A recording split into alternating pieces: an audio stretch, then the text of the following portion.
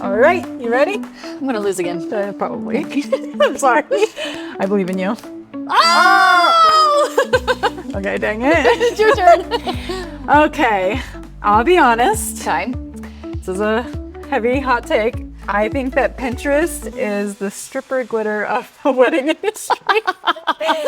It just sticks to everything. It's never gonna leave. It's here forever. It's here to stay. And what do we do with it? I don't know. It literally is everywhere. It touches everything. So it you wanna goes get everywhere. into it? Talk about it? Yes, I have a hate love. Love to hate, hate to love. Love to hate.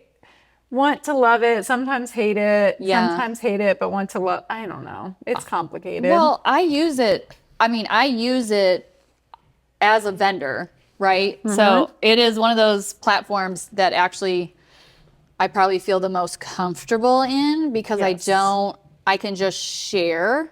Okay, what do you hate? Images. What do you hate about it? Can we start with like one thing you hate, one thing you love? One thing I hate, it's overwhelming. Okay. I think the last time I looked up like stats on it, there was billions. I mean, there's billions of pins It's insane. for every aspect of your life on it. Home, Decor, makeup, kids' cooking, clothes, everything. anything. And any kind of list you could ever want. There's going to be 20 different types of lists of the list of the list. So I would say it's probably really overwhelming. The second thing, there's more on the hate list. Okay, We can get into that. I just We got can the one. get We'll get into into that. The thing I love the most as a vendor side, and I'll say maybe as a consumer side. As a vendor side, I like it because I don't have to be in a way performative. It's you're searching for something very particular. So it's a search engine. And so if you want to go and find the best banana bread, you can type in banana bread if you want to talk about literally banana bread with nuts. Actually, one thing banana bread I do make is from Pinterest. So very specific. You can find very specific stuff very easily. So that is one thing I like to use. I don't have to be performative on it. I can put stuff up from cakes to the photos for locations. It's very keyword heavy and you can find a lot of stuff. And maybe that is a complete butting heads on overwhelming because you're throwing so much out there and seeing what sticks. Yep. So when you get engaged, the first thing is you either already have an existing wedding board on Pinterest or you make a new one. Yeah. And then say you have a blank wedding board. What do you fill it with? Why is that overwhelming? Yeah. That's what I think we need to talk about today. Okay. It's I want to take the vendor side of stuff. Okay. If you'll take the bride side of stuff. Okay, let's do that. Because I love my Pinterest board. However, there's some reality checks with it, and I'm just like, I'm not the only person I know that is planning a wedding and goes to Pinterest for inspiration. So give me as then the bride side of things. Give me your hate, give me your love. Okay. Hate. I hate how much AI is now on Pinterest, actually. I really don't love that. Yeah, because it's hard for me to even detect what's real and what's not. And then I think for what I love, I really love that I can go from a pin to a wedding, like for weddings, a wedding blog and see the whole wedding sometimes. Not just like the inspiration photo, but it will lead me to a greater kind of album of inspiration. Sometimes I'll take it to go off the platform. So I like that it connects me to other resources too. But if we're talking about Pinterest just on its own, I just love that I can truly find anything. I can search a very specific type of hairstyle that I may want to consider for wedding day hair. And I'm like, oh, okay, now I can see it. I don't really like that much. Right. So yeah. Okay. So both of us like the searchability of it. And then, of course, it links to other things, right? Like the banana bread recipe that I click to actually goes to a legit I feel like it helps me. If I Google, I may get some Google images that are not actually what I'm looking for, and it's mixed with all this other stuff. That's true. I feel like if I look on Pinterest, I can get a niche down search and then go off site if I want to keep looking into more things, Yeah. But it's still, it's a lot and it's really overwhelming. It is. And so back to vendor side of things, because it is used as a platform to get people to come find me. Yeah. But in a different way. Yeah. So people are not typing in Aaron Morrison photography into the Pinterest. Yeah. Or even a location wedding photographer. No. Like New York City wedding photographer. That's not how you're finding it. You're, you know. Okay. Let's go through this. I would just not disagree. Okay. But I think some people are Googling maybe mountain elopement. True. And then- Googling or Pinterest searching. Oh, sorry. Searching. Yeah. Pinteresting. Pinteresting? Interesting. Maybe mountain elopement. Yes. And agreed. then maybe once they've gone down a path, they can find like Smoky Mountain elopement or different kinds of mountain elopement. So I think they're That's a good looking point. at that. So I will throw in things that are specifically about what when you're looking in Pinterest trends, what are people looking at? And I've made blog posts off of what they're looking for to get some hits on that. So yeah. it's very useful if you're looking for something niche or you have a very specific past wedding or elopement that had some very specific detail that you can really keyword heavy on, then you can get it to go heavy on that. But it's a little hit or miss depending on. Some things do really well and some things you think will do well, and it just goes into the billions of pins that are literally on there. So I like that as a way to market without having to be like super markety. Yes, that's fair. Okay, and I can see that. Or like you're marketing to people who are eloping. It's like you're promoting stuff on your site that is niche down in what they're finding. Yes. Okay, that makes sense. I think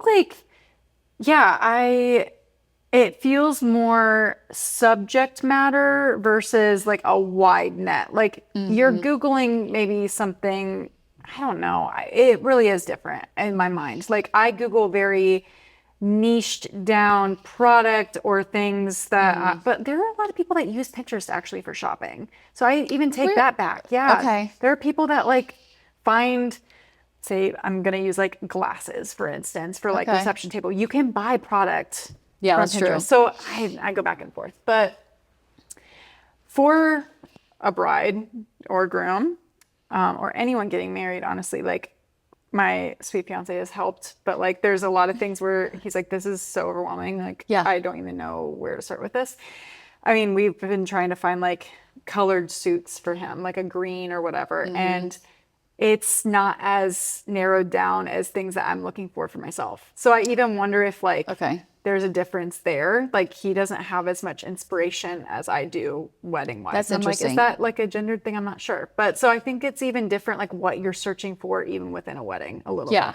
So anyway, from my standpoint, as a bride, I want to use it as inspiration. I'm not copying and pasting everything that's on my wedding board and saying, okay, cake person, I want my cake to look exactly like this. It's more so, I like the vibe of these 5 cakes. What I really like about these things is that it's a naked cake or it has flowers sticking out. Then the artist or whoever I'm hiring can take it and have their interpretation of the inspiration I'm showing them instead of a direct replication. And that's as a vendor side then in literally part of my contract because I think we went down a rabbit hole of doing that. Yes. There were people were like, I'm going to send you this image and we are going to recreate this on my wedding day. Yes. And it is impossible. Yes. It will never look like what you think it's going to look like, period. Even if you had the same person, the same light, the same weather, the same day, it's going to be different. And so I actually put in my contract that I don't take pins, image, like I don't accept that as part of my photography style. Ooh. But yeah, I put it in there. I'm like, I'm not working off a board. I'm not going to have my head in a phone. Absolutely not. To recreate something that does not exist and then miss out on other things. And where I was going with that is you can send me a board and just like your cakes, like all the cakes that you may be sent to your vendor you realize are all naked cakes, right? But they maybe have some sort of floral or decoration on them or whatever. So when I get some boards from some brides, I'm like, oh, this feels very romantic. Or there's lots of really up close hands on face photos, or there's lots of movement and twirling and dipping and spinning. So that's a good I'm not vibe. looking at the photo and saying, okay, you stand here and you stand here and exactly touch your forefingers because that's the exact photo. Like that's insane. I'm not doing that. And also you don't look like these people you may not be in the same field. Like Your there's heights might be your like heights- totally different. Dude, yeah. Like Right? that, those kind of logistical things.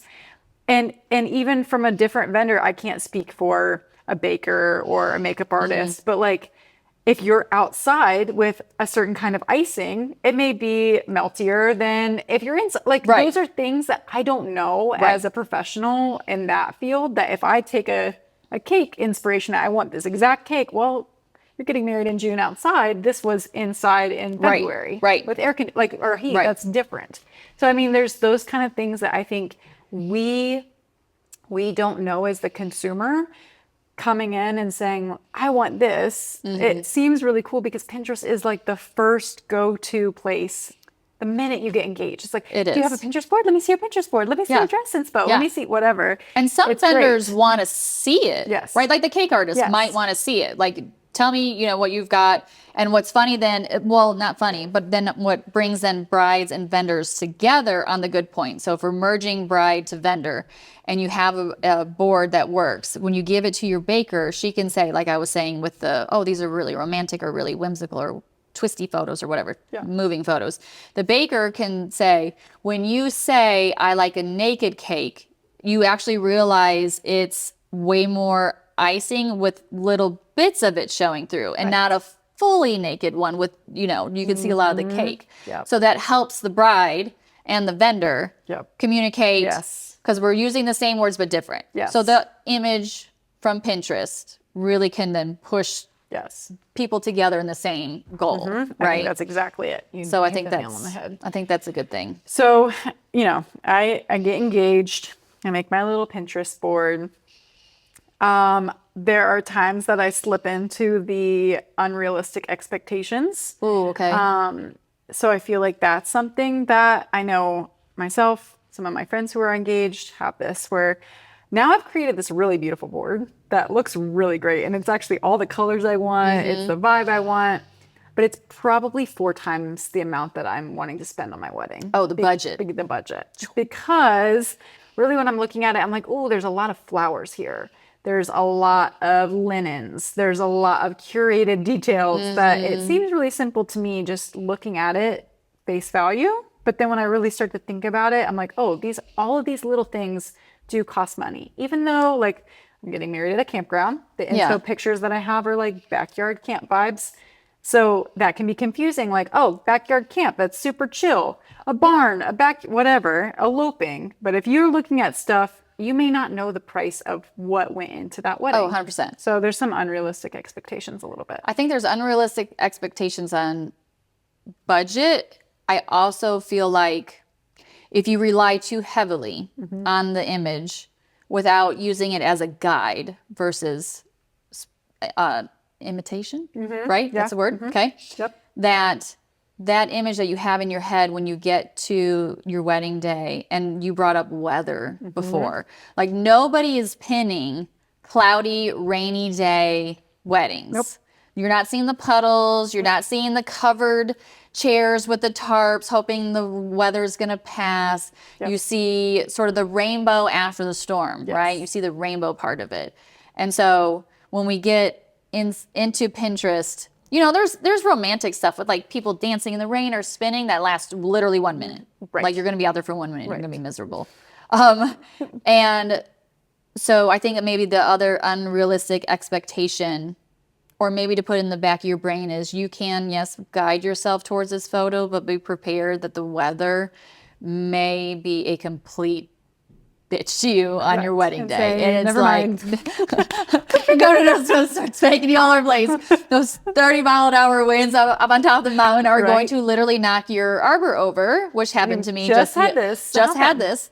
Knocked part of it over the railing. This is the best part, I think, about this podcast is that we are also seeing these things happening in real time. Let me just reiterate that. Oh, this literally just happened. Literally. Where it's like you have this great arbor, this great venue. There's mountains. You're on this this big mountaintop. Gorgeous. Bye, arbor. Yeah. Across the... Oh, we were all watching it. It was like a multi-stacked one. And we're like, which one of those top 2 are going to go? And we're watching. And here comes the mother of the bride. Mother of the bride. She sits down. big gust of wind. I mean, it went right up and over, and you could hear it hit. No. You could hear it. And we're like, okay. And here comes everybody fix it, you know, and it goes on. It was great. It was beautiful. Her veil actually with the wind blew in it was gorgeous, you know, beyond that. But the expectation is that it's going to stay up there. Yes. But I think what you just said was so good. It actually, the wind was like blowing her veil, and it was actually really pretty. I've also seen veils come out of the back of brides' 100%. heads and fly away. Like, Yes. great. But sometimes actually the changes that could be bad ends up being good and working in your favor. Yeah. So like sometimes the arbor falls off, sometimes the wind blows your veil. And it's But great. it was beautiful. I mean, it just came up. It was just, I'm just out here like, immediately like, there's 500 photos in that 1 second. So I think that's another thing to always keep when you're planning with Pinterest, you know, and as a vendor side to that same thing, I think there's an expectation then that you're going to capture that moment just as it is. So there is pressure maybe on the backside of being like, yes, that image is beautiful. But when you don't then provide that exact image to them in their gallery because they're different people, it's a different day, it's a different, everything is different. Yeah. I think there's a little fear like, well, that's not exactly what I signed up for or planned for. And that's not why I booked you. Right. Or like, that's not what I wanted from the beginning. Yeah, but that's the reality. So that is always something in the back of my brain, especially with when brides do send me or couples send me Pinterest boards about, you know, their photos. Yeah. There is still a pressure of, well, what if he can't dip her? Obviously that we didn't take that photo, but does that fall then on me? No. But I do feel like I do feel like there's this underlying expectation. So I think this is where we educate. Just because you show your vendor a photo, it is not up to them to replicate someone else's work. Yeah. 100%. In fact, that's not an artist. Like there is inspiration, but if you just had someone copying the same thing over and over, like that's so uninteresting. Like that's not unique. That's not your thing. Like it is not the job of your vendor to make a 100% replication. Right. And do you really want your wedding to be a copy paste of somebody else's? Absolutely not. So, you know, well, and then compare, and maybe that's like, there shouldn't be a comparison. I feel like there is pressure, but hopefully people, when they go onto Pinterest for whatever reason, are not comparing themselves to other. And it's really hard not to do that. I think that's a realistic expectation when you go into Pinterest is to sit there and be like, I'm planning for me and my spouse. I'm planning for us as a wedding. Yeah. Hopefully also as a marriage moving forward. Yeah.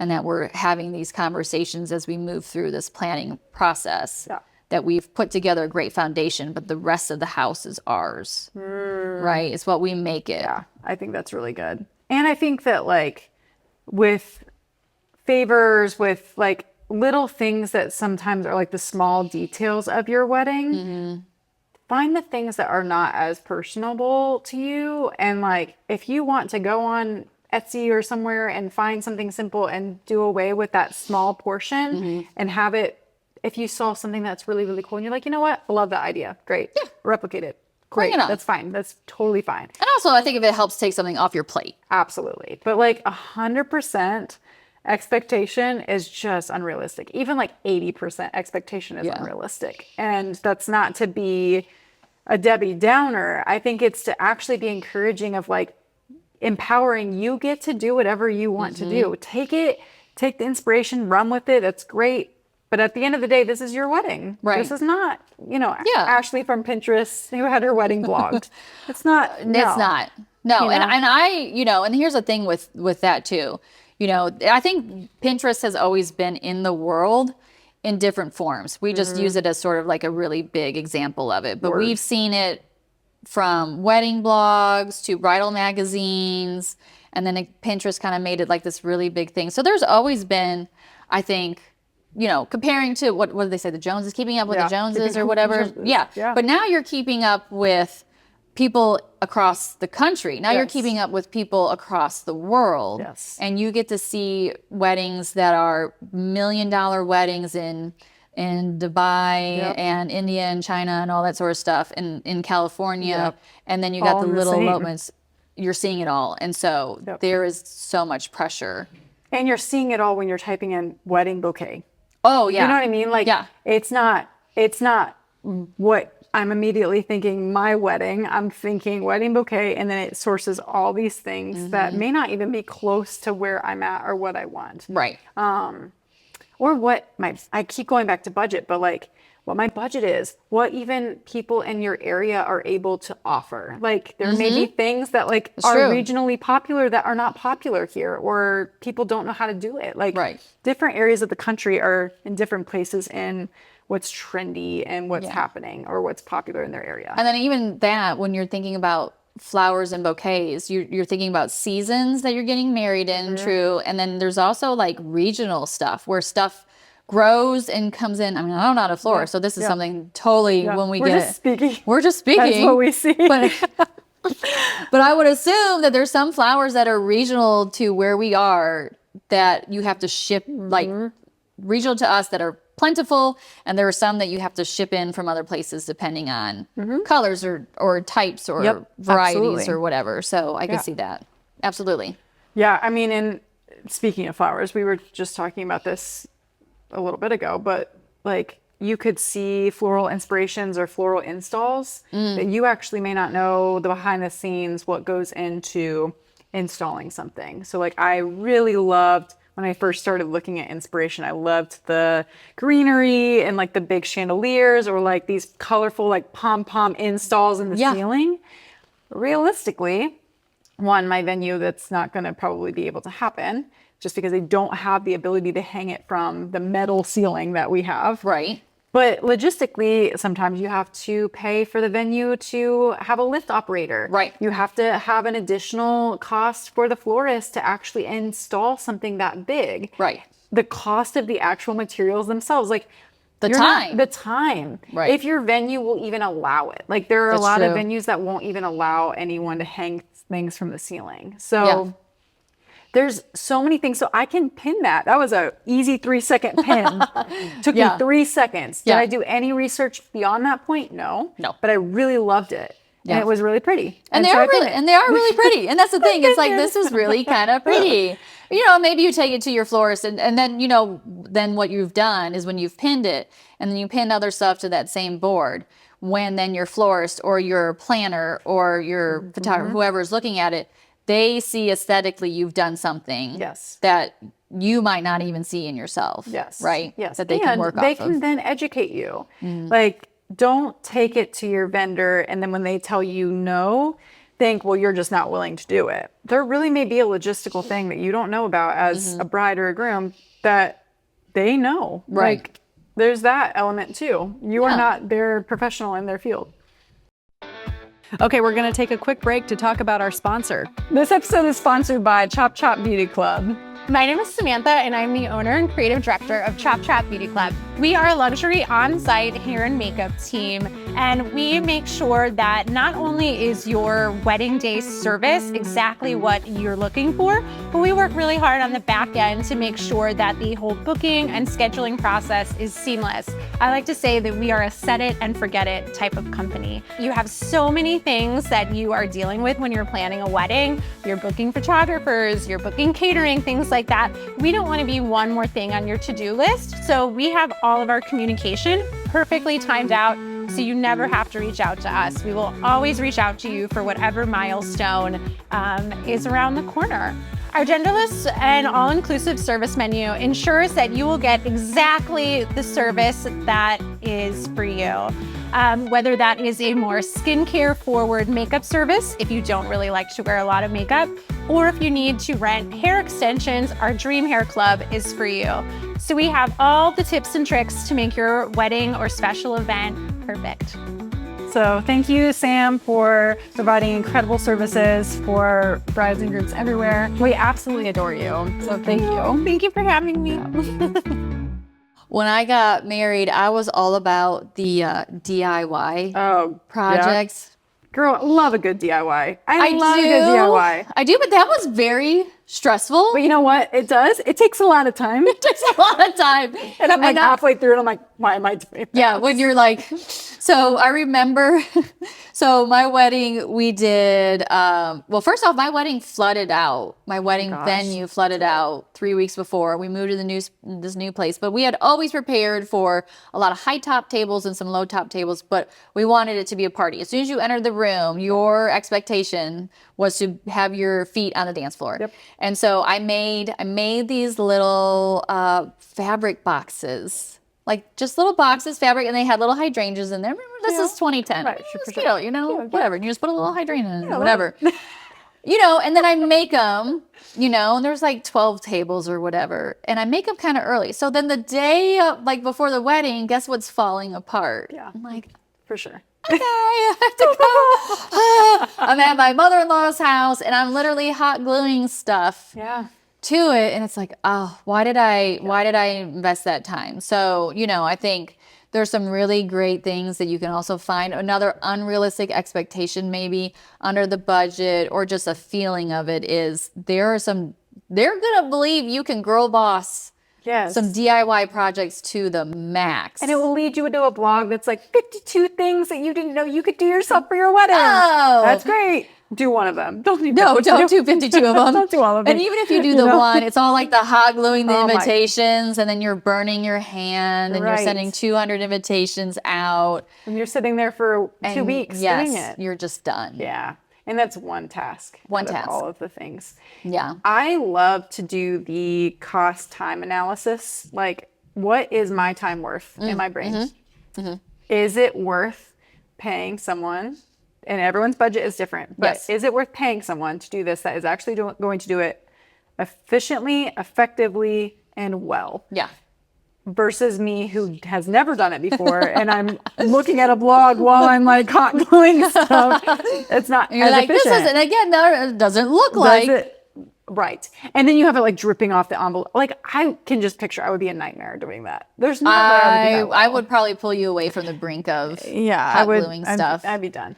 So yeah, so there's that element where, is it even worth my time? It feels like, well, this is free. I have infinite time. Do you really you? though? Like, do you actually have infinite time? So when you're looking at these things and looking at these DIY things on Pinterest or anywhere, actually, how much time is it going to take? Is that something that is in your wheelhouse? Will you enjoy it at all? Is it going to make you bicker with your partner?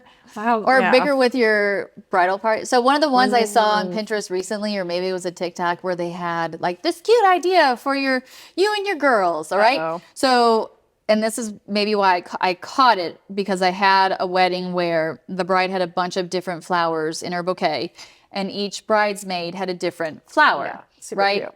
So one had lilies and one had roses and one had. That's where my floral knowledge ends, so right there. And there's two other ones over here, but she had them all.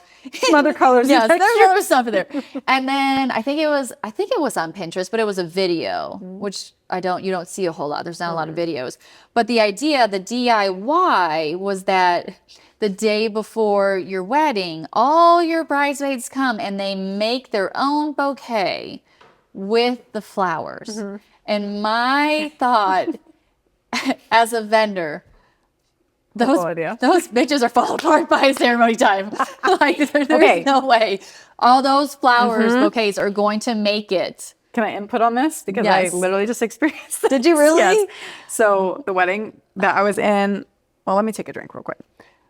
Drink. Oh, my throat is dry. So the wedding that I was in last month, we did that the day before. We literally arranged. I'm gonna However, shut my mouth no. off. But however, this is the difference.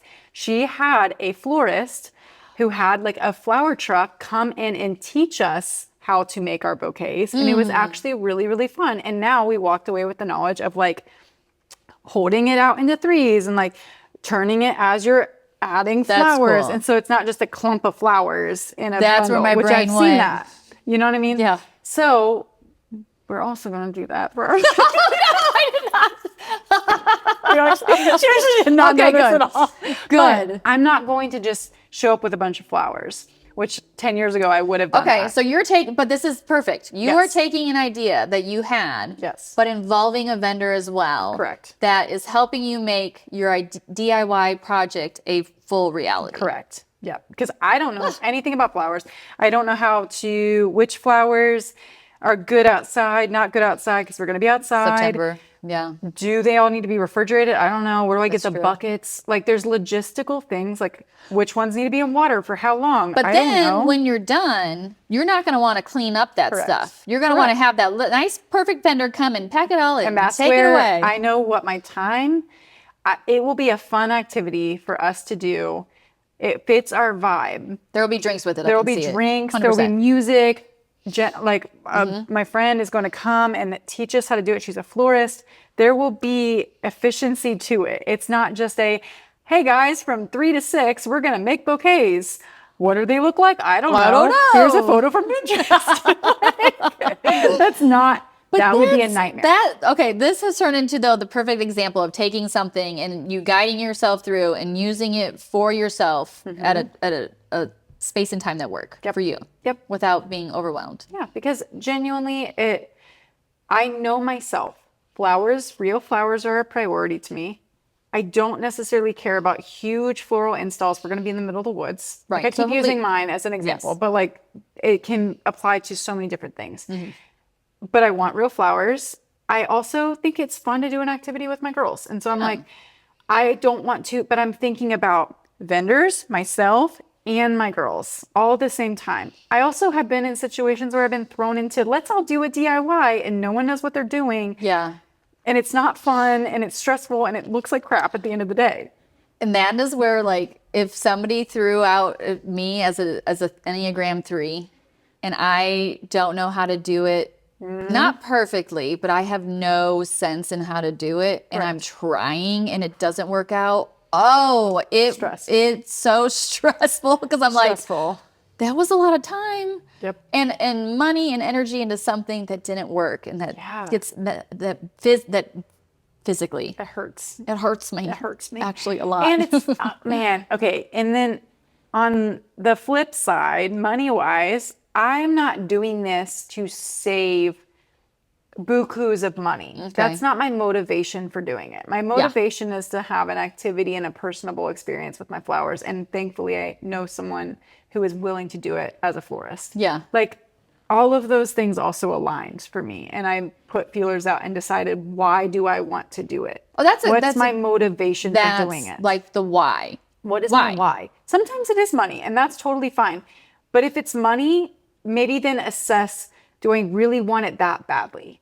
Like, and that's okay. There are a lot of things that we are ditching. Like, we're not doing a lot of things that cost money that I don't see value in. Yeah. I'm also putting money toward things I do see value in. Right. So I think it all goes back to, what is your why? Why are you making the decision that you are doing? Mm-hmm. And are you really going to make sure that everyone is not suffering? Like, they're not suffering at your wedding. You know what I mean? Make them okay right now, darn it. Like, there's times where I'm like, you didn't want to pay for a professional service, so now everyone else is picking up the slack.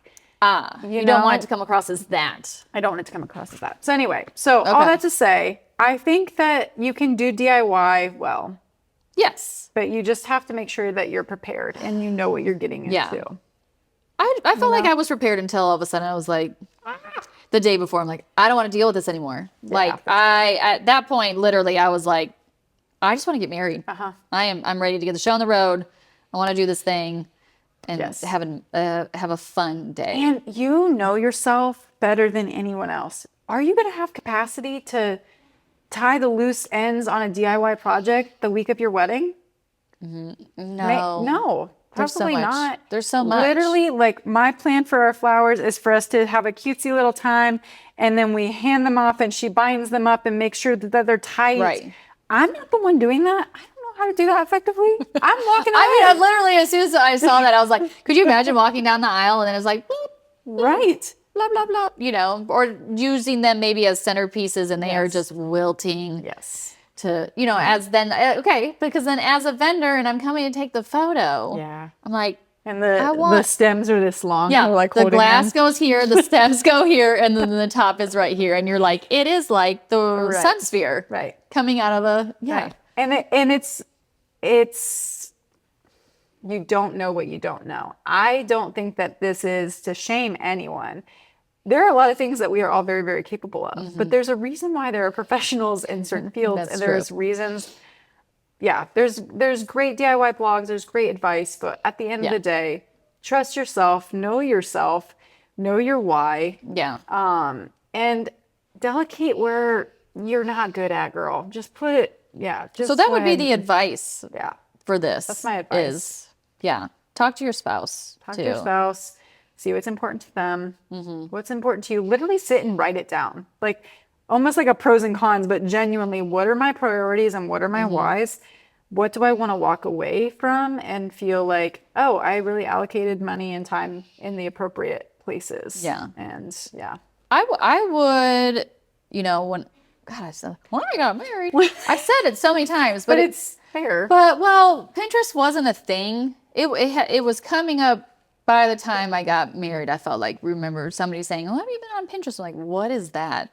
Well, it's like when you pin stuff on a board. I'm like, a physical board? I'm like, what is this? Electronic board. Yeah, and I didn't understand it. But I would say if before you really deep dive into it, to me it's like the lowest thing on the board without getting punny. When you get engaged, the first thing, like you did, you enjoy it, right? Enjoy it, embrace it, go get your nails done, sip some champagne.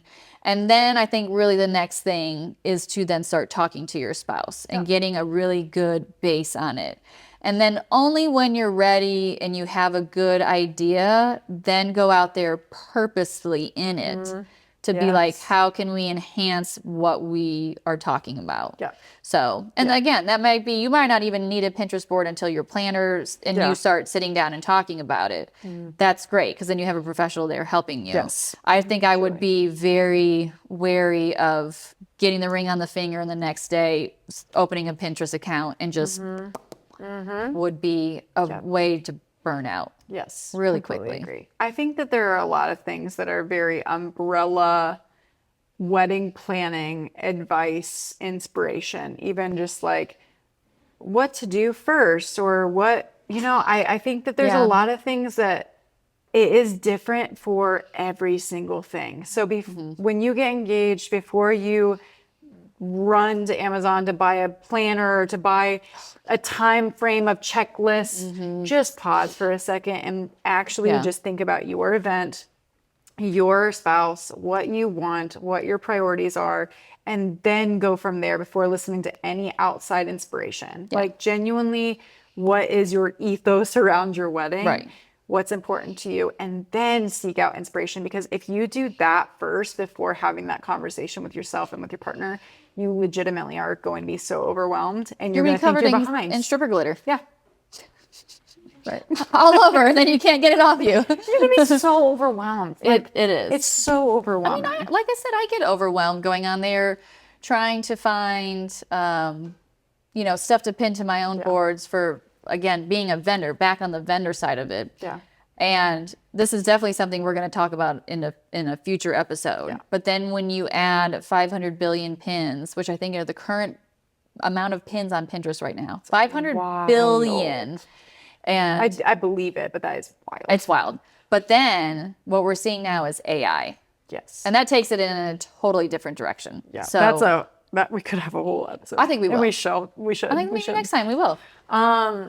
Yeah, so Pinterest is not the devil, but it is a little bit glittery, and it will stick to you for a long time. A long time. It is, like I said, it's a hate to love, love to hate sort of thing. Plus. Okay. Good chat on Pinterest. But where can, now this episode is over, where can they find us? You can find us on Instagram at I'llBeHonestPod, or just Google us, I'llBeHonestPod.com. Easy peasy. Easy peasy. Lemon squeezy. Okay. Another one done.